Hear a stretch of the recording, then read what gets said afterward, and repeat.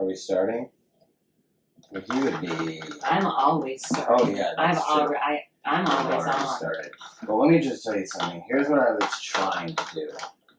Hey everybody, this week in the 90s pod, it's episode 11. Here's what I was trying to do. So, Sorry, I'm so distracted by Maverick eating in the background. I guess as long as he takes his, knee medication or whatever it is, then who cares when he eats? It's his joints medication. Joints. Well, he is, what is it? Is it 7 years for dogs? Yes, so he's almost 8. So he's 56. He's in his 50s. Maverick, you should be thinking about retirement. Can I introduce you to my financial guy? He just doesn't want to be left out. Okay, so... You were saying that you... So here's what we're doing. I'm going to do 1997. Oh! So, October 11th to the 17th, 1997. Now, here's what I was doing last second because I just thought of it while I was in the bathroom. This is where you do all your best thinking. I do all my best thinking. 1997 would have been my senior year of high school, which means in the fall, cha-ching, this guy was your starting quarterback for Thorne Academy Golden Trojans. And obviously that week I must have done something awesome on the football You were looking field. up your own record? So I was looking up, I was super mediocre at high school football. I only started for 1 year. Look, if I would have got a second year starting, I would have been so sick the second year. Here's my problem when it came to high school football. And this is how stupid 17-year-olds are. Including yourself. Especially myself. I did not work out. Workout. Or watch film. Or do any of that stuff. You know what I mean? So, I'm not shocked by that. Because, well, what do you mean? I work out all the time. Yeah, but... Now. But watching film, studying for something, I don't know. I don't see it. Wait, this is why I say that. Thank you for the vote of confidence. I say that because... you literally started looking something up right before our podcast, and we're finishing all your writing. So, the idea of you being super prepared for a football game. No. My nickname for myself is Jerry West. I'm Mr. Clutch. Okay, you nicknamed yourself that. Well, I always come up big when it matters. Based for on 1 year in high school. Based on just anything. If I had a test coming up, boom, I was gonna nail it. I was gonna cram the night before and ace it. Okay. I just come up big when things matter. Lack of preparation. Of course, my own fault. No, you do everything at the very last second. I do everything at the very last second. Senior year of college, one class, History 401, the only grade in the class for the entire year was a paper, 30 pages. That was, it was American Political Scandal was the name of the class. My professor, we talked about this earlier, professors making you buy their own books. One of the books a guy in the class checked out for his scandal was written by our professor. Mm-hmm. I chose to do the Iran-Contra affair. Had the entire semester to write the 30-page paper. When do you think I wrote it? The night before. The night before. 30 pages. Boom. B. Take it to the bank. Mr. Clutch. What's up? I spent the whole night in the computer lab. I left for 30 minutes to go home and eat some soup and lay down and rest. And then I went back to the lab and finished. Yeah. Finished at 9:30. Class was at 10. Oh, amazing. See, I would call you Mr. Clutch because I'm the boss of you and you have to hold my purse. That's so funny. I hope we edit that clip out and use it as a promo. That's so funny. Sick burn. That's so funny. I can give myself a nickname too, but I never have. Well, do something that's nickname worthy. I have plenty of nicknames. What, Miss Runner-Up? Miss Runner-Up? For what? Roast battle and other stuff for second. I'm number 2. Yeah, number 2. Didn't we have a number 2 party? Yes. Okay. Yeah, congratulations. Yes, you were number 2. So my point was that I was trying to see, this is 1997, so super pre-mega internet everywhere. Mm-hmm. I was trying to see what our game was that week for high school football just to see how I did. Thinking back, it would have been the week before the Battle of the Bridge probably. A game that we lost 41-7. Which is your rivalry. Yeah, the rivalry we used to have with Biddeford across the river. It was voted one of the 10 biggest high school rivalries by Sports Illustrated. It's awesome. It was. That was in 1994. We celebrated 100 years. Okay. Anyway, we got smoked in that game, 41-7. Yeah. Because you were quarterback. I was the quarterback. Yeah, our 7 points, I did throw the touchdown. Just thought I'd point that out. Oh, but very prepared. also, a guy on the other team also had a one-hand interception against me, so that's cool. He was prepared. He knew where you were going to throw it. He watched the tape. No, he got drafted by Major League, so he was a really good athlete, and then played the University of Maine. I did not. My point was that I was trying to see if there was something cool that I did the week before in high school football, but alas, I can't find it. Oh God, that means it must not have happened. That was my thought. I It's actually can't even remember who we played, to be honest. In all honesty, so much honesty just coming out of my Yes, like finally. I thought maybe it was the week I threw a game-winning touchdown in overtime, and I was just going to really milk it. And after I threw the touchdown, I took my helmet off like Brett Favre and I ran around the field. And by the way, we were on the road. It wasn't even our home. It wasn't even our home field. And then one of the guys headbutted me, and I didn't have my helmet on. Great. Yeah, so that was fun. That's probably where all this comes from. Okay, it's episode 11, Week in the 90s pod, Chris Brockman. Sarah Tiana. Hey, what's happening? Hey, not much. Hey, we're taping this Monday night. We're going to get to my week in a second. If you listen to that whole big bullshit about my high school glory days, Yeah. I'm doing 1997. Congrats, you're now another year older. I'm doing 1997. Not nice. I'm in a very good mood right now. You're in a very good mood right now, so I want to talk about this. Braves just beat the Dodgers game 1. If you're listening to this on Tuesday morning, Yeah. thank you for being such a huge fan. But if you're catching up, we'll see how the series plays out. But the Braves are up 1-0, 5-1, a couple of home runs. Azuna had a rib. How are you feeling right now? Oh man, I feel so great. It's such a good game. Like regardless, I'm glad that we're hanging toe to toe with the Dodgers. You know, because like obviously everyone's picking the Dodgers to win. Yep. The Dodgers have the second highest payroll in baseball. Yep. They should be winning based on just who they supposedly are on paper. But you know, what a Billy Bean always said. You know, you can't predict heart. Yeah, no. So some things are. You can't buy heart. Some things are Can't immeasurable. predict heart. Yeah. You can't measure it. And our team has a lot of that, and they're so fun. I'm very excited to watch Ian Anderson pitch tomorrow night. It's the first time his parents have watched him pitch a game in a year and a half.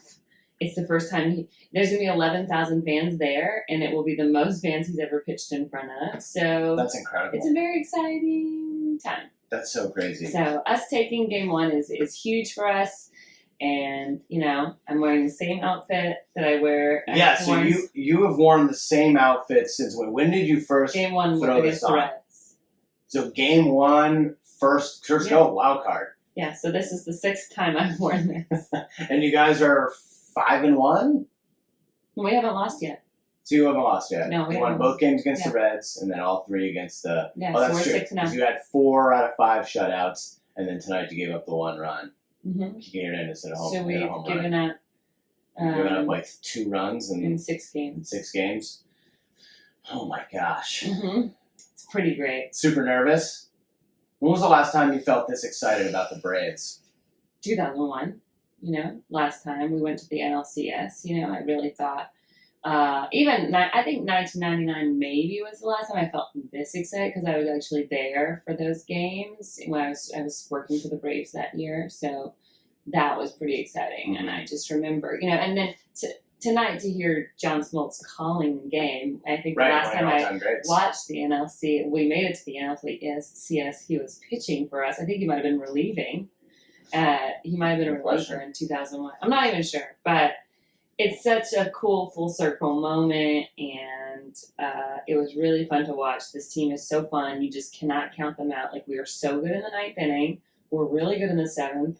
We're really good in the 8th, and we will murder you in the 9th. Like, if you love me as much as the Braves love the 9th inning, we probably have 2 kids. Oh man, thank But goodness you don't. I don't love you that much. So anyway. Yeah, Smoltz had just come back, played half the season, was just starting to be a reliever. He saved 10 games that year, and then the next 3 years he was lights out, 55 saves, 44 Yeah, big time. Yeah. Great saver. So, so big, Amazing. big night. So you're pumped. Yeah, you won your fantasy. I won my fantasy. Oh my gosh, came down to the wire. I Because- needed 13 points from my kicker, which, you don't really count on in fantasy, but 50-yard field goal, 40-yard field goal, extra point. You had Will Lutz, the New Orleans Will Lutz, kicker. the Saints kicker, And then that they game went to went to overtime, and thankfully Drew Brees can't throw it further than 4 yards. Yeah. So they're down in the red zone, went incomplete. Boom, field goal, game time. Your boy 5-0, first place in the raffle. Great. What's up? Although I'm definitely going to lose our matchup in the Comedy Store League.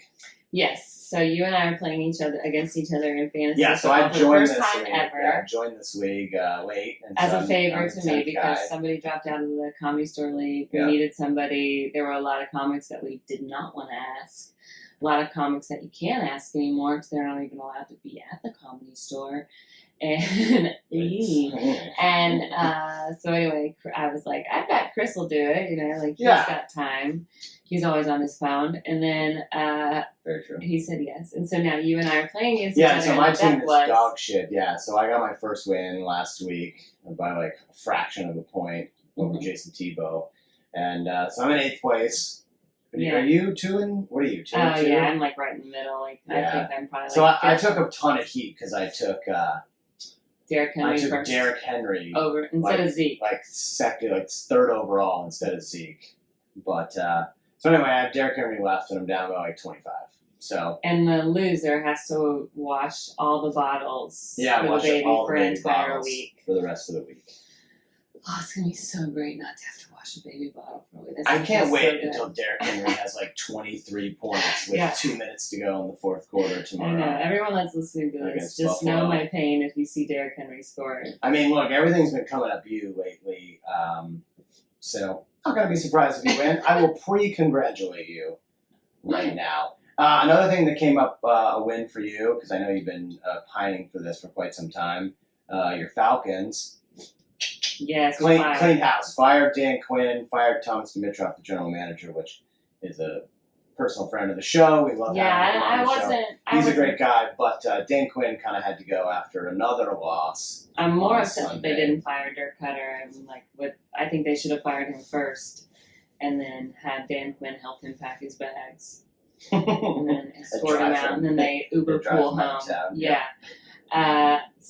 Dimitrov, I wasn't as big on, but like, fine, whatever. We just need to clean house. So Yeah. anyway, let's talk about 1997. Okay, 1997, October 11th to the 17th. Gotta say, the fall, like nothing happens during the fall. I know. When It's I was been, researching my week, it's a very It's slow super week. slim pickings. I just deleted all the stuff that was going on through the other weeks throughout the decade. So I settled on a few things. Not a lot of stuff happens in October, I guess, unless there's an election. Like there's always a World Series. So Yeah, the World you can Series talk is about that, going but that's on. like sometimes it's kind of overblown. Like we already know a lot about that. Yeah, it's so always fun. this year, if you bring that up, Marlins beat the Braves in the NLCS that year, Mhm. and then the Indians went to the World Series, and of course the Marlins and Indians had an amazing World Series in 1997. That the Indians were ahead, should have won. Jose Mesa blew it. Marlins, this new hotshot franchise, win the World Series in 1997. But not going to talk about that. It's a Braves loss, so I didn't want to bring that up. I'm just going to go chronologically right in order. Great. October 12th, kind of sad. John Denver passed away. Oh my gosh. John Denver. So he died. I had forgotten this. Yeah. He died really tragically. He Yeah. died in a plane Plane crash. I Yeah. remember. So he was flying this experimental plane, and he crashed into Monterey Bay up in Northern It California. was Monterey. I didn't even remember. Yeah, that. so according to the article, he was making a series of touch and go landings at the Monterey Peninsula Airport. He was the only one in the airplane. It was so bad, they couldn't even use dental records Oh, to God. identify him. They had to use fingerprints. And now it's not like this guy was just like oh, I'm super rich and I got a plane. I'm screwing around. Like this guy was a super experienced pilot, John Denver. So The so folk John singer. Denver is not full of shit. No, John Denver was not full of shit when it came to flying. Almost 2,700 hours of flight experience. Like this guy flew a lot. Pilot ratings for all kinds of different types of planes. Had a Learjet and just got one of these long, easy aircrafts. However, what is kind of messed up, he wasn't legally allowed to fly at the time. John Denver, as he got older, had a ton of DUIs. Like, loved to drink and drive, John Denver. And so his pilot's license was suspended at the time. And because of drinking? So he was like a real pilot. Like most pilots he was drink. So he was like, I'm an even better pilot, so I'm going to drink more. Yeah, he was like Denzel in flight. Like, he needed a John Goodman to, like, level him off, you know? And so, a year before the accident, the FAA learned that Denver had failed to maintain sobriety and revoked his medical certification for flight. However, the flight was not alcohol-induced, but he just was legally not allowed to be flying at the time. So how do they know it wasn't alcoholic? Like, if there's no dental records, how do they know? They were able to do an autopsy. There was enough of his body, like his head, kind of blunt force trauma with the head because he nose-dive crashed, so there was enough of his body to do an autopsy. No sign of alcohol or drugs, but he was not legally allowed to fly because of all the DUIs. Whoa. Yeah, he had gotten beforehand. Man, I know, crazy. John Denver. Well, first of all, John Denver is very important to my family. Really? My dad is a huge John Denver fan. We listened to him my whole life growing up, and that was the record that my dad would put on Christmas morning when we were opening presents. Oh, wow. And the very first song he would put on was Please Daddy, Don't Get Drunk This Christmas. My dad, we all thought that song was so funny. And my dad... Because your dad... Loves to drink, yeah. Just like John Denver. Could have been. Well, I didn't realize John Denver was a. Was that Rocky Mountain Christmas? Was that? Yeah. Rocky. Yeah. Like Aspen Glow is on that. I mean, that he album. might have had 20, 25 albums like this guy, John Denver. So many. John Denver, hugely famous singer. Yeah. Well, he was Rocky Top, right? No, he is. West Virginia. Rocky Mountain High, Colorado. Rocky Mountain High. But Rocky Top Colorado. is not him? Well, he might be Rocky Top too, actually. Rocky Top, Tennessee. Because the Georgia just played Tennessee and they love to play Rocky Top, and I'm always like, don't you disgrace John Denver. He's Rocky Top too. By playing his songs. Like, he was a winner and you guys are a bunch of losers. But anyway, that's just a rivalry thing. But, yeah, huge. I mean, we listened to so much John Denver when I was growing up.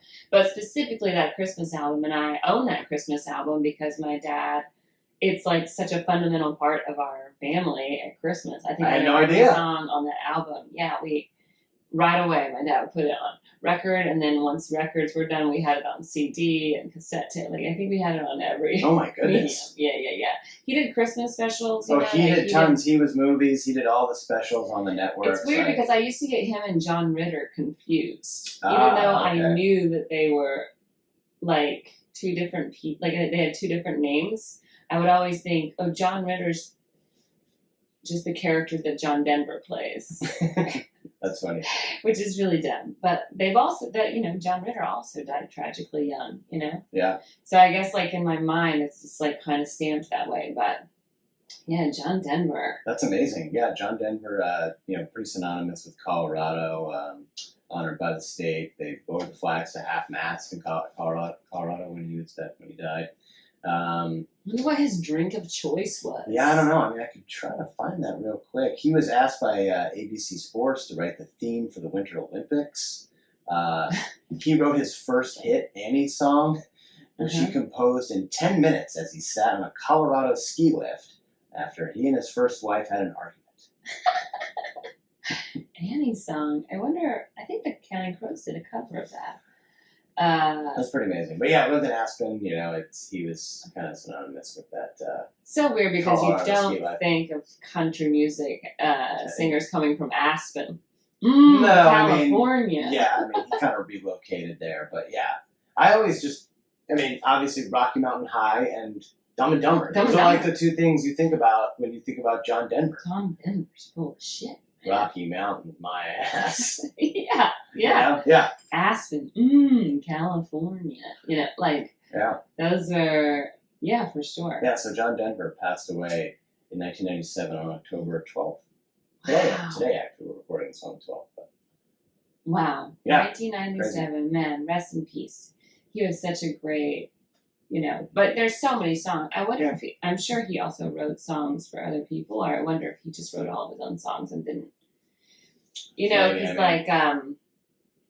who am I thinking? Lee Greenwood wrote songs for tons of people. Right. But like, he's really only famous for one that he sang. Right, probably But in America. I think a lot of songs that he wrote for other people are way more famous. But anyway, good job. There you go. That's cool. Okay, moving along again. Not that much, but I thought this was kind of interesting and strange, and it's like Bill Simmons used to have a thing called the Tyson Zone. Like, Mike Tyson is so insane. Anything you could say, just make Mad Lib, put a bunch of words together about something involving Mike Tyson, and you'd be like, yeah, that probably makes sense. Like when an athlete got so far off the rails and was so crazy, making strange headlines, they entered the Tyson Zone. Okay. Because they just got so, like Dennis Rodman, prime Tyson Zone. Like Dennis Rodman, like we watched during The Last Dance, just needed a break from playing basketball and needed a vacation to Las Vegas, and so. He went to Phil Jackson, remember, and said, hey, I need a vacation to Vegas. And Michael Jordan was like, don't do it. Right. Like, that's a Tyson Zone activity. So who else is a Tyson Zone like Deion Sanders? It's more like kind of the crazy, like Michael Irvin back in the day would have been a Tyson Zone athlete, just because like the cocaine and the mink coats and all in the White House, like those Cowboys teams back in the day. And like, I'm trying to think right now who would be like Yasiel Puig is probably a Tyson Zone athlete. Like Yasiel Puig, if you told me he drove Lamborghini shirtless through Los Angeles, smoking Cubans on his way to the ballpark each day, you're like, oh, man, that's about right. That's kind of crazy. Like he's nuts. He wore the sleeveless shirts during the Reds game a couple years ago. I'm let's trying see to think. who else. Like, I guess like I'm thinking like Trevor Bauer, but I Like don't think Ron he's probably Artest. too. Ron Artest would be. Yeah. Was a Tyson Zone. So Mike Tyson, on this day, October 15th, 1997, a New York jury awarded a boxer named Mitch Green $45,000 in a civil lawsuit against Mike Tyson for a street brawl they both had against each other in 1988, 9 years earlier. Yeah. Why? Okay, so here's the backstory here. So these guys fought each other once and then took it to the streets. They were involved in a high-profile street fight 2 years after they fought in the ring. But it wasn't a sanctioned street. Like, did they just run into each other? Yes. So here you go. So Tyson was heavyweight champ at the time, like 1988. October, height of Iron Mike Tyson, 30-second knockouts and all that stuff. So on August 24th, 1998, this guy, Mitch Green, confronted Mike Tyson at Dapper Dan's in Harlem. Some bar. Been there. Huh? Claiming that Don King, who was the promoter for Mike Tyson at the time, owed this guy Mitch money from their fight. Wait, so say that again. Mike Tyson. Okay, so Mike Tyson, the height of Mike Tyson. These two guys fought 2 years earlier. Okay. Mike Tyson made, I think, like $250,000 for the fight, while this guy Mitch only made $30,000, just because like this guy was supposed to be just a punching bag for Mike, kind of on his way up. Now Mike was heavyweight champ, and this guy confronted Mike, like saw him at this club in Harlem, Dapper Dan's, and was like, "Yo, Don King owes me money," and I'm sure Mike was like, "I don't know what you're talking about," You want to know two things I'm never going to do? Confront Mike Tyson. Confront Mike Tyson and go to a bar in Harlem. Those are like two things that are not on my bucket list. They're not? Not on my... No. Okay. No. I'll have to cross Listening to John Smoltz call a world, NLCS Hi. race. way up there. Way up there. Confronting Mike Tyson at a bar in Harlem, and no thanks. When Don King, who's like the shadiest boxing Yeah. promoter of all time, probably owes you Yeah. money. And by the way, if I'm a man or a woman, I'm not confronting Mike Tyson about nothing. Like, I don't doubt that this guy was owed money by Don King. Like, I totally. Do you think he was believe that. John Denver drunk when he confronted Mike Tyson? Number 1 and number 2 at a bar, and number 3 in Harlem. I totally believe that. I mean, how much? Okay, I just thought that's a lot of confidence. Like, that's a level of confidence I will never have. That's crazy confidence. That's so much. Like, I mean, you're a boxer, right? So you're already the alpha of alpha males to be a boxer. And you accepted a fight with Mike Tyson 2 years earlier. So you obviously are at a level of delusion where you think you can knock this guy out, who's just leveling dudes in 30 seconds like we've never seen before. It would be like me going up to Neil deGrasse Tyson and being like, yo, let me tell you about black holes. Let me just explain why the earth is flat. Let me just explain it. Hear me out, you know? Neil, I've got a theory you've never even I've had 3 glasses of rosé. I'm feeling very lucid. We're at a bar in Manhattan, not normally where I would confront you. No. Where does, obviously, Mike Tyson goes to bars in Harlem. Where does Neil deGrasse Tyson go to bars at in New York? Oh, in New York? Yeah. Oh, I would guess that Neil deGrasse Tyson goes to speakeasies. Yes. You know, behind, and maybe Soho. Like behind barbershops and stuff like that. Where you like secret ones where you have to go. Secret ones that everyone knows about. Right. And he's probably wearing a name tag that says, I'm Neil deGrasse Tyson. Yeah, because somehow the law of physics wouldn't allow us to know that he is the most obvious looking person. You know, like he's so obvious. Right, he has a very unique look. Yes, he's a very unique look. Yeah, he's light skinned, he has a mustache. He looks like a guy that folds his socks and like puts them in, color coordinates them in a drawer. Neil deGrasse Tyson knows how to expertly fold a fitted sheet. On the first try. Yeah, he seems like the kind of guy that's like, he has 15 aunties, you know what I mean? And they've all had a talking to with him about how he needs to conduct himself in public. He's really fun though. He was on our show and he was hilarious. I think he's hilarious. He's so charismatic and so fun. And and I feel comfortable making fun of him because he would never confront me in a bar and ask me to fight him. So this guy, Mitch Green, goes up to Mike Tyson. Mitch Green is his name? His name's Mitch Green. Is he black or white? I can tell you that in 1 second. The Mitch could be black. The Green sounds very white. Some little. No, Mitch Green is very black. Okay. Okay. He's very not white. I didn't mean that to come off like how it sounded. I'm just saying he's definitely black. Okay. All right. Just a curious, but again, I'm just trying to. That steps up his level of confidence because in my mind he was white, so I'm like, that's a whole new level of confidence. Not only confronting Mike Tyson. What's funny, when they fought 2 years earlier, this guy Mitch was actually ranked higher than Mike Tyson. Mm-hmm. So he probably assumed that he was going to beat this young 19-year-old kid named Mike. Iron. So anyway, 2 years later, again, Mike made an astronomical amount of money, 8 times as much money as this guy Mitch did. So he saw Mike at this bar, Dapper Dance, and said, yo, Don King owes me money. They then took it to the street, in which it escalated into a physical confrontation. Mike landed a right hand across Green's face, completely shutting his left eye and opening a cut across his nose that required 5 stitches. Tyson, however, broke his hand during that punch. Oh, no. Which caused him to have a fight that he was fighting later this month, October 88, to be moved and pushed back. So if he would have just given the guy $45,000, which he probably had on him, or like the keys to his car, which I'm sure he was driving like a Ferrari parked outside. If he would have just gave that dude the car, he would have still had his fight. Yeah, not still broken his not hand, broken his not hand, pushed everything not- back. Okay, Yeah, wow. yeah. And so, Mike Tyson, not the best at decisions. right. So Okay. they settled the civil suit 9 years later. Can you imagine 9 waiting years? 9 years To get your revenge on Mike to Tyson. get 45 This grand? is where I'll beat him. I can't beat him in the ring, but I'll beat him in court. Yeah. Tyson talked about it all in his book in 2013 in that one-man Broadway show he did, that Undisputed. Oh, that was a good show. He talked about it. You saw it? Oh, I they did did an see HBO special, or did you go see it? I believe. I did not. I know it came to LA, but I did not ever get a I chance to believe see I it. saw that because I remember thinking like, oh, he has a teleprompter.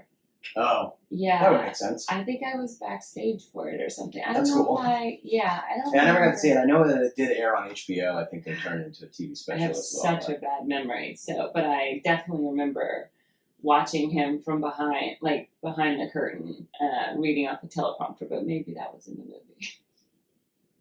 And you just put yourself in. Yeah, the movie like, you I were like- there.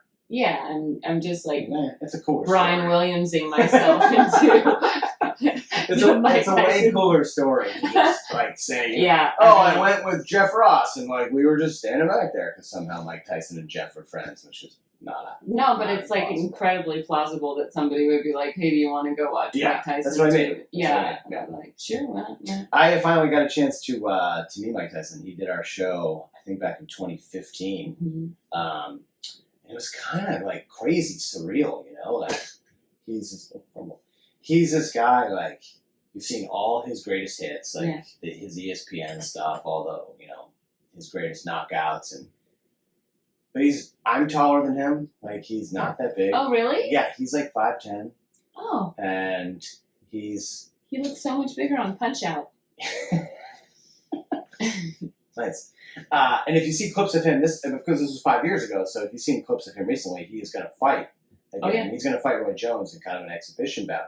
So he's back in shape, and he's back like super yoked. Yeah. This was 5 years ago when he was not that. He was coming off of this Undisputed Truth tour that he was doing. With the new face tattoo, right? When did he get the face? No, he had the face tattoo. He got the face tattoo back in 2002, But this was 2003, like- before his fight with Lennox Lewis. But so he had the face tattoo, and but he was just like super, super chill, like heavy medicated, and just kind of like, just kind of Mike. Was this before the No. Hangover or after the Hangover? This was after, so this is 2015. Oh yeah, yeah. And so he was just kind of like super soft and talking, telling stories, and like. Wow. But then, like, Rich asked him something like we kind of always ask, like, older athletes who are still kind of in shape, we're like, how many snaps could you give me right now? Like, how many minutes could you give me on the court? Like, and then Mhm. Mike was like, oh, no, I can't think about ever getting into a ring again because my mind goes to a different place and I don't want to be that person anymore. Wow. Yeah, it was such an interesting, like, introspective, like, self-reflective, this guy knows who he is now answer. We were all kind of like, whoa, okay, well, Wow. we won't go there then. Yeah. Kind of like Ricky Williams, just like didn't like hitting people. Yeah. Didn't like Yeah. being hit, didn't like inflicting that pain. Yeah, Mike had, like, lived his life in the ring, and he was on to a new life. This was, of course, 5 years ago, but he lived his life and did it and didn't want to think about those days anymore because he didn't want to switch that sent him to that place where he got in fight mode. I can't imagine like how you even get into boxing. Like anytime like cardio wise, like I go, yeah, I could see. I used to take boxing lessons from this guy or boxing classes from this guy named Terry Norris, and he was like, he fought like Sugar Ray Leonard. I think he was like a featherweight or something like that. Yeah. But he literally could not speak. Like he was like, okay, Yeah. everybody do it. Like he was Yeah, like, yeah. like it was. But he was in great shape. He's like an amazing athlete still. He just like, he'd been hit so many times in the head that he lost his like motor skills for speaking. Well, And, yeah, like, just look at Muhammad Ali. It definitely like sped up Yeah. his Parkinson's. I just and all can't that. imagine, it's that tragic. choice. A lot of these guys don't have a choice. It's just something they get into. Well, like when he got into it, environment. Well, Mike was a super troubled youth and out of jail in his early teens, and then he went to this guy Customato in Catskills, New York, and kind of took him under his wing, trained him, basically saved him from jail or death, as a Mhm. teenager. Mhm. And then rose through the ranks, and then boom, 18-year-old Mike Tyson hit the world. Black trunks, black shoes, Right. like menace, knocking dudes out in 30 seconds. Yeah. And then he became heavyweight. If you can watch any of these documentaries about Mike Tyson, like the rise is just a meteor rise. Was it Tupac that went to go fall. see that? Was that the fight that Tupac went to go see? Yeah, In Van Vegas? Holyfield. I think it was Tyson Holyfield. Was in it 96. when Tupac got shot in Vegas? That's what I. Whoa. Okay. Yeah, crazy. Very crazy. Yeah, so just this random street. So anyway, What's his name? Mitch Green. Mitch Green. So the street fight wasn't on this day because obviously that was 1998, but October 15th, 97, the jury awarded Mitch Green $45,000 in a civil lawsuit against Mike Tyson. And Mike Tyson pulled out his wallet and was like, Yeah, "Here." follow up. Do you think Mitch Green ever saw $45,000 from Mike Tyson? Wow. I mean, no. Yeah, I do. I want to say so. Okay. I want to say yes. Okay. And I have no idea. I'm just asking if do you think that he ever paid him? you're the worst. You're supposed to look this stuff up. No, I mean that's not just known. Okay. Well, it should be known. Yeah. I mean, if he owes it to him, I'm sure he paid it. You're giving Mike Tyson a lot of What do credit. you think a white tiger just showed up and he's like, "You can have this instead. You can have this You white can tiger. have this instead." You can have this white tiger instead. Well, yeah. I mean, I don't know, but Mitch Green. I'm gonna remember that name. Someone will have the confidence of Mitch Green. I want Mitch Green. Who's Mitch Green? I want Oh, well, let me tell you. to have the confidence of Mitch Green This guy went up to Mike Tyson. at a bar. By the way, Don't after forget the second part. he had been in jail, this was like, no, this is 1988. I keep configuring the. Right, yeah, you're switching the 2 day of dates. Yeah. Yeah. But anyway, this is height of Mike Tyson. This is heavyweight champ Mike Tyson at a bar. It says Dapper and Dan's. Dapper Dan's, and I wonder if Dapper Dan's is still around. I mean, first of all, Dapper Dan's does not sound like a bar in Harlem, but like, so Harlem is like so nice now. So it's like but in 1988, I can't imagine like Dapper Dan bar. Mitch Green. Excuse me, Mitch Green would like to speak with you. Like, There was a guy named Dapper Dan who was from Harlem, so maybe it was at that dude's house. I just assumed it was a bar. And then there's a lot. You know, that's where the word honky comes from Oh yeah. Harlem, because at the prostitute houses, the sex worker houses, or what are those called? The Brothels. brothels. The white guys were too afraid to get out of their car to go have sex with all the women in Harlem, so they would honk, and then the ladies inside would be like, "We got another honky." Oh, that's amazing. Yeah, that's where the word honky comes from. Fun facts with Sarah Tiana.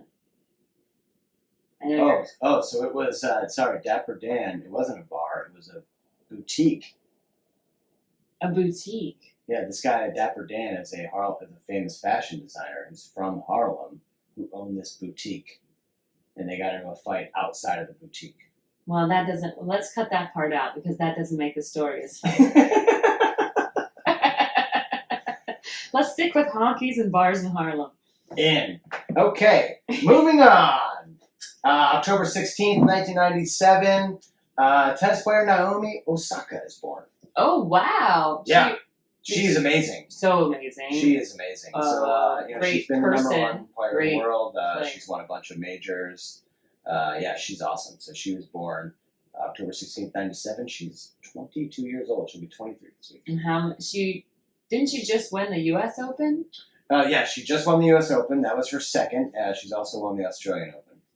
Crazy. But she didn't play in the French, right? She withdrew. She did not play in French. Yeah.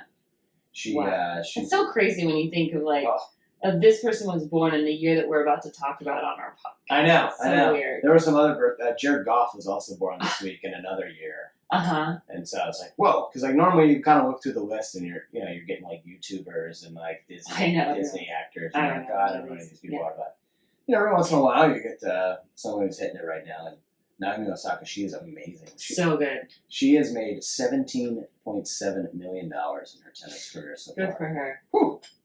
Amazing. I'm sure she's saving it. Yeah, I mean, I would imagine so. I mean, you're too busy to spend it when you're coming up the ranks anyway. Yeah, right. Unless Really too busy you're to just pull it back to Mike Tyson. Unless you're like Mike Tyson buying white tigers and Lamborghinis and like, That wasn't until later. houses you never live in. That wasn't even till like the mid to late 90s that he started really doing that. No, he did it before because he was doing it kind of on the way up, and then he was so off the rails. Like that's when he went to jail for a few years. So Yeah. anyway, Naomi Osaka. That was Robin Givens, right? That's why I went to No, it's Desiree Washington, a Miss Black America contestant. Yeah, but Robin Givens was the uncomfortable 60 Minutes interview when I think he was asked if he ever put his hands on her.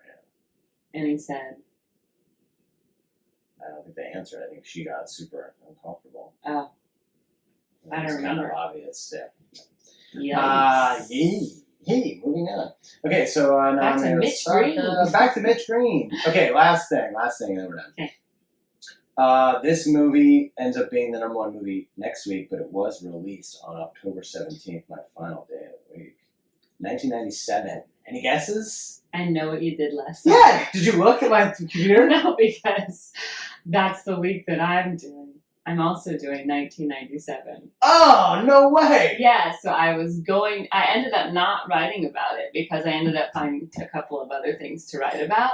And I was like, it also opened the week before. I was like, I better not just in case. That's something I would do. I like doing the movies. I think it's super interesting. I know. The 90s were such a great decade for movies. It's also, it might be one of the last horror movies I ever saw. Yeah, this is the big one. It was so scary. Yeah.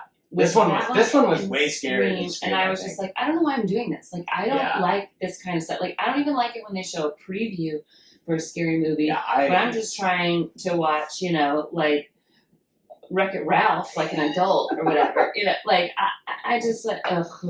I totally don't like scary movies, but growing up, you just kind of saw these. You know why I don't like scary movies? Because my sister and my father loved them, and anytime the music would amp up, my dad would grab my leg.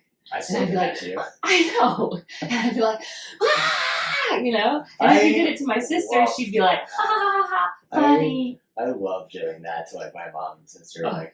It's so just and you just go, and then you just freak out. It's all the music. The time. It's the music that I hate. I can't stand it.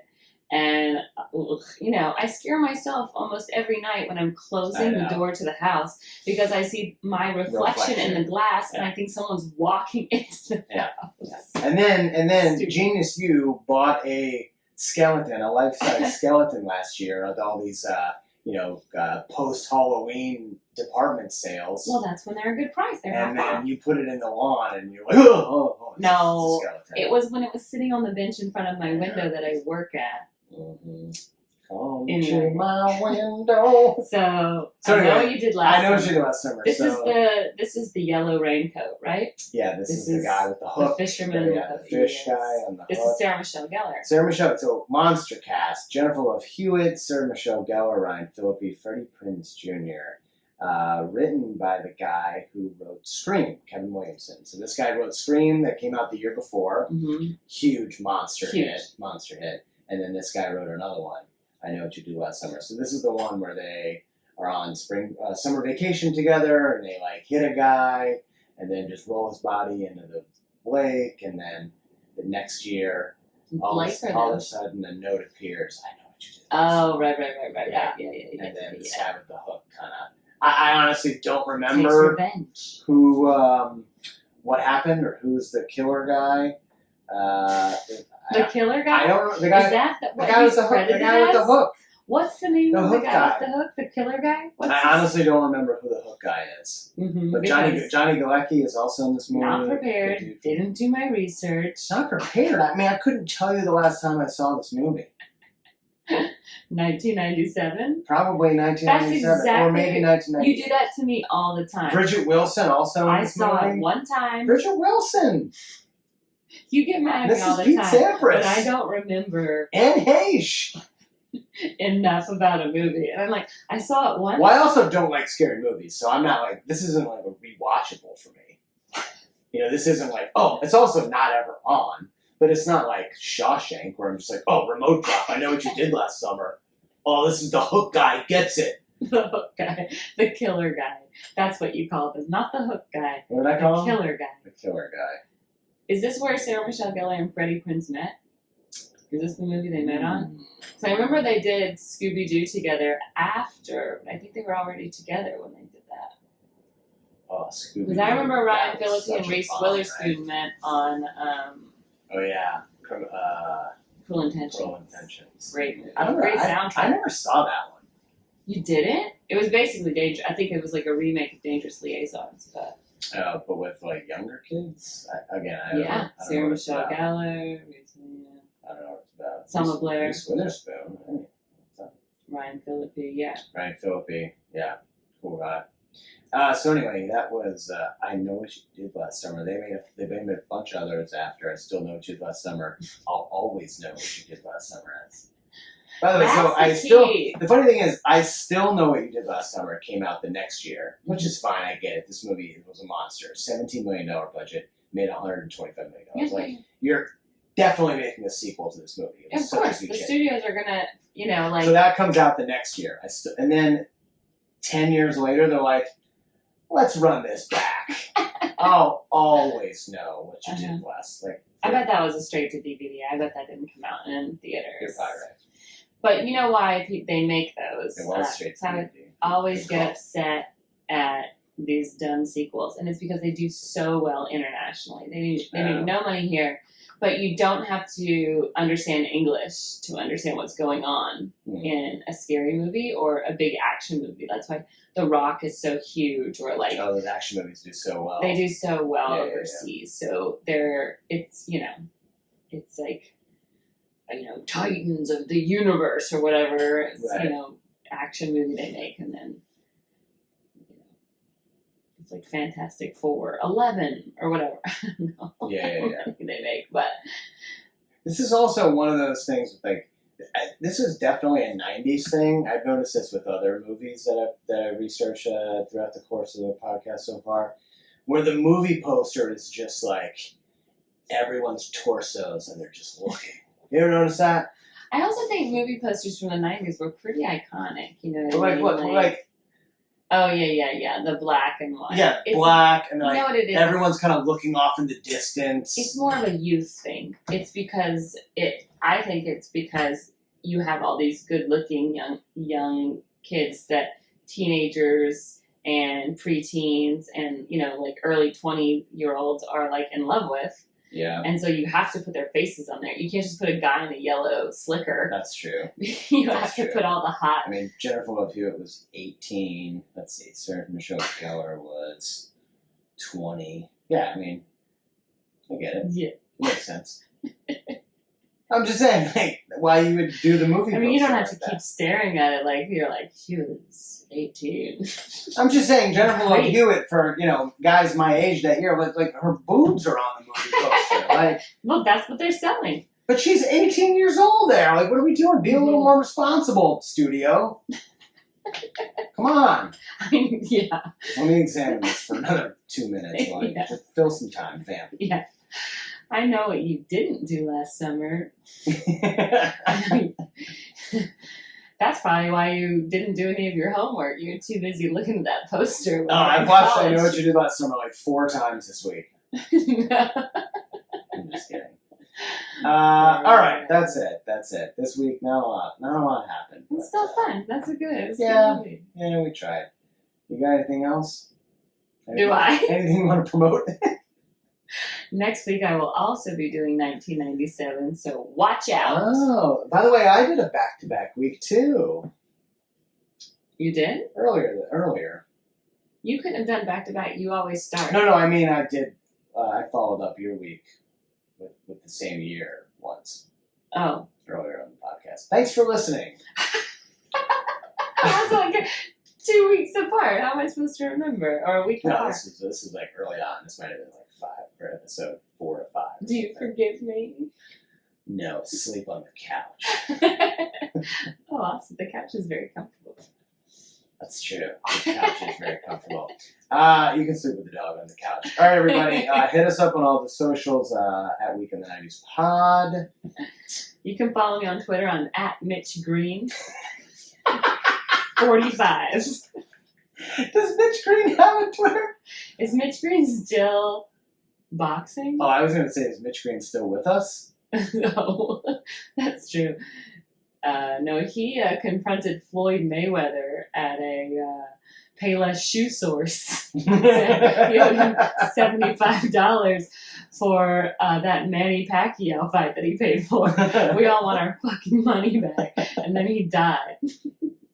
No, it looks like Mitch Green is still alive. By the way, kudos to me for remembering all those names. What, Manny Pacquiao, Floyd Mayweather? You mean only the most famous boxers of the last Payless decade? Shoe Source. I mean, they still have Payless shoe stores.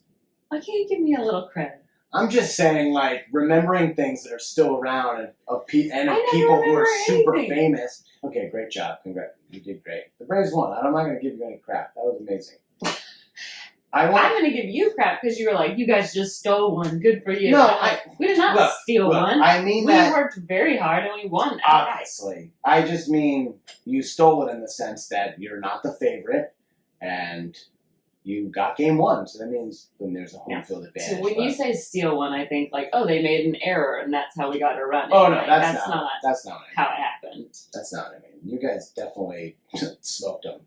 Walker Buehler had his career high for walks tonight. I know. It was great. Crazy. It was great. That's how you're going to win, though. And guess who's pitching tomorrow? Playoff Kershaw. Yeah. Choke City. All right, everybody. Week in the 90s Pod. Thanks for listening. Like I said, hit us up on all the socials. Tell your friends.